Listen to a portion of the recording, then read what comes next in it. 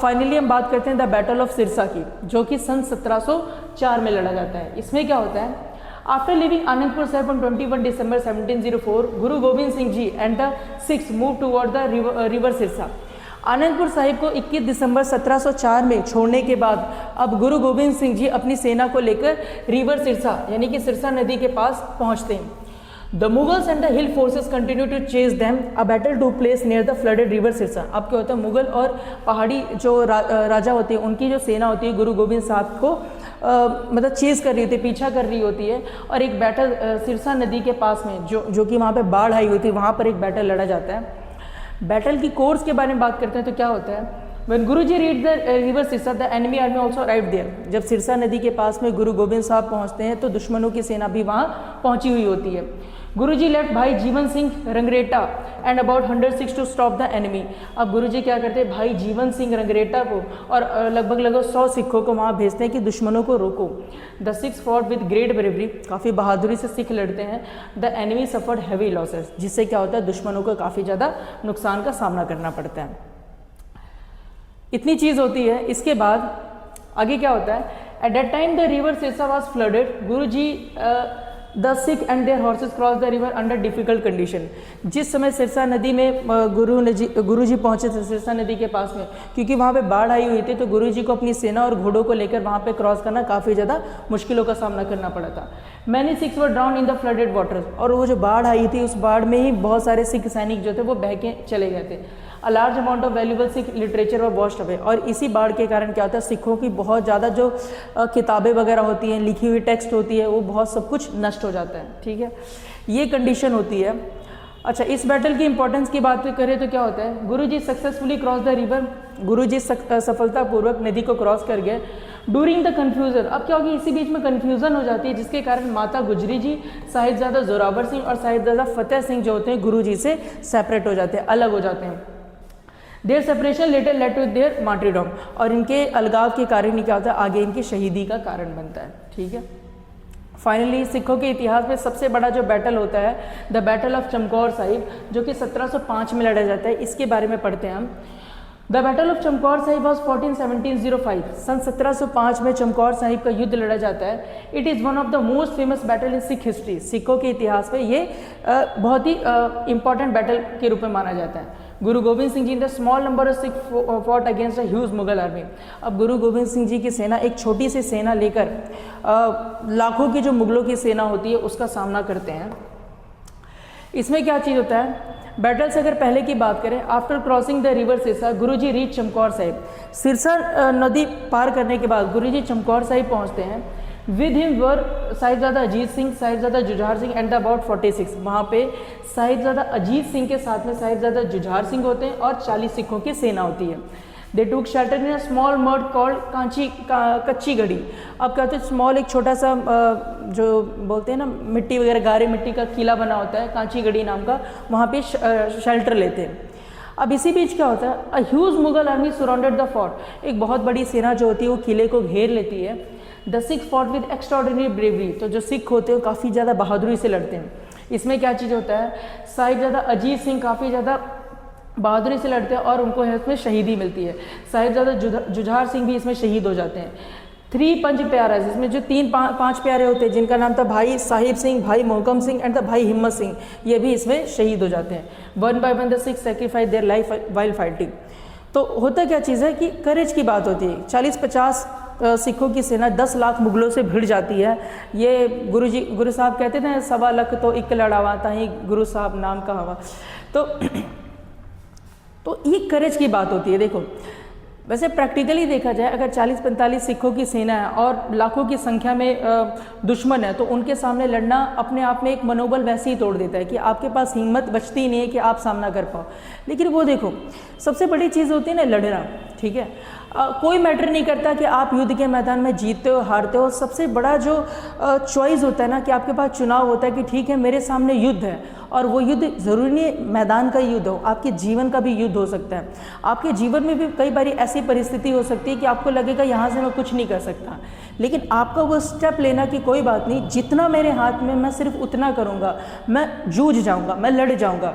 जूझना, जिस समय आपने ये डिसाइड किया मुझे लड़ना है, आप उसी समय जीत गए, ठीक है। बाद में रिजल्ट जो भी है, ठीक है, वो फ़र्क नहीं पड़ता, लेकिन जिस समय आपने डिसाइड किया कि मुझे लड़ना है, भले मैं मर जाऊँ इस युद्ध में लड़ते लड़ते, उसी समय आप जीत गए, ठीक है। तो यहाँ पर सिखों की ये जो ऐतिहासिक बैटल होती है काफ़ी कुछ सिखाती है आपको अपने जीवन में भी, ठीक है। अब फाइनली क्या होता है, गुरुजी लीव्स चमकौर, गुरु साहिब चमकौर साहिब को छोड़ के चले जाते हैं। At then only few six remain, कुछ ही सिख वहाँ पे बचते हैं। The remaining six order Guruji to leave Chamkaur Sahib for the future of the Panth. अब बाकी के जो बचे हुए सिख होते हैं वो गुरुजी से मतलब एक तरीके से निवेदन करते हैं कि आप ये चमकौर साहिब छोड़ के चले जाइए, ताकि आगे चल के पंथ की स्थापना, पंथ को बचाया जा सके और सिख धर्म की रक्षा की जा सके।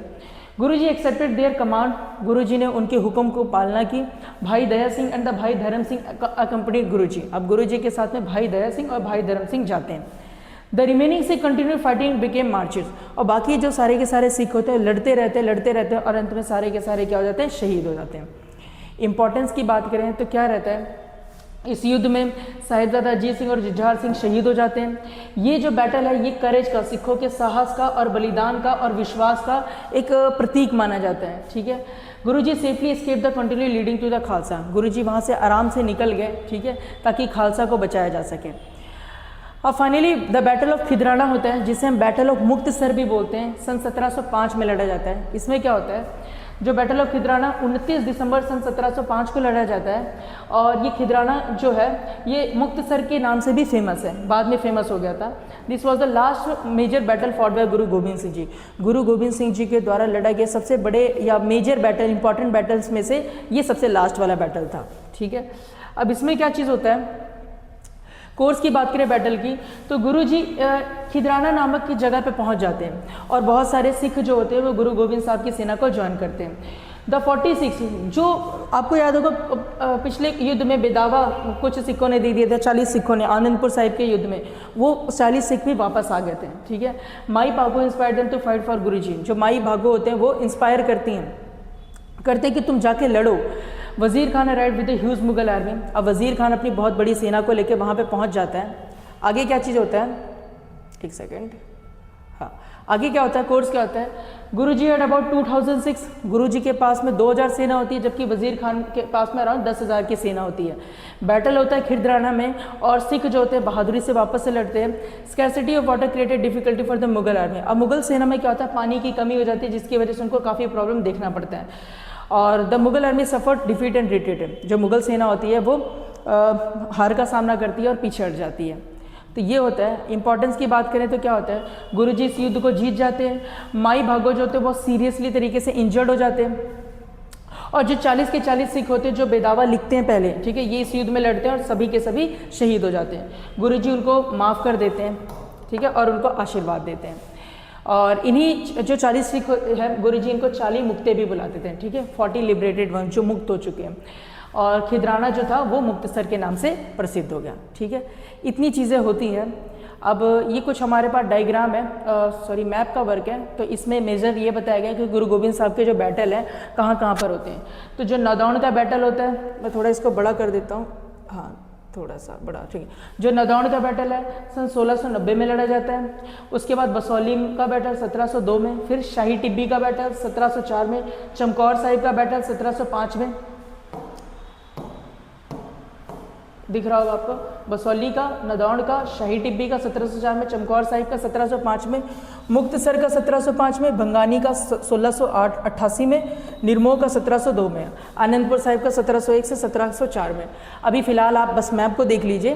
मैं आप लोगों को मैप की सेपरेट क्लास लूँगा, ठीक है, जिसमें जितनी भी हिस्ट्री के आपके क्लास सिलेबस में मैप वर्क जितना भी जितने भी आपके एग्जाम में आएंगे सारा का सारा मैं आपको ट्रिक से इजी वे में करा दूंगा, ठीक है। अभी फ़िलहाल के लिए आप इतना देख लो। तो इसके बाद चलो फाइनली हमारा जो ये वाला चैप्टर है ख़त्म होता है। आई होप मैंने पूरी कोशिश की कि आपको अच्छी तरीके से ये वाला चैप्टर समझ में आ जाए। तो अच्छे से सारे चैप्टर को समझिए, रिवीजन करिए, क्वेश्चन आंसर भी जल्दी आ जाएंगे। आप वहाँ से प्लेलिस्ट आप देखते रहिएगा, प्लेलिस्ट में आप जाके वहाँ से सारे के सारे वीडियोस को देख सकते हैं। तो एग्ज़ाम की आपने बिल्कुल भी टेंशन नहीं लेनी, सीखते हुए पढ़ना है, जानते हुए पढ़ना है और एग्ज़ाम में अच्छा आप स्कोर कर ही लेंगे, ठीक है। और अभी तक अगर आपने पिछले लेक्चर्स नहीं देखे हैं जितने भी मैंने अपलोड किए हैं, तो 10th PSEB की प्लेलिस्ट होगी, वहाँ पे सीरियल वाइज सारे लेक्चर मैंने अपलोड किए हैं, वहाँ से आप इजीली देख सकते हैं। और बाकी आपके अगर फ्रेंड्स हैं जो 10th क्लास में पढ़ते हैं पंजाब बोर्ड में, तो आप उन्हें ज़रूर शेयर करिए। और बाकी किसी भी तरह का डाउट होता है, कोई भी सजेशन होता है, तो आप कमेंट में ज़रूर शेयर करिए, ठीक है। और आपको मेरे लेक्चर्स कैसे लगते हैं, कैसा फील होता है, और ये भी आप ज़रूर शेयर करिए। तो इसी के साथ में नेक्स्ट वीडियो में नेक्स्ट लेक्चर के साथ मिलते हैं, तब तक के लिए थैंक यू वेरी मच।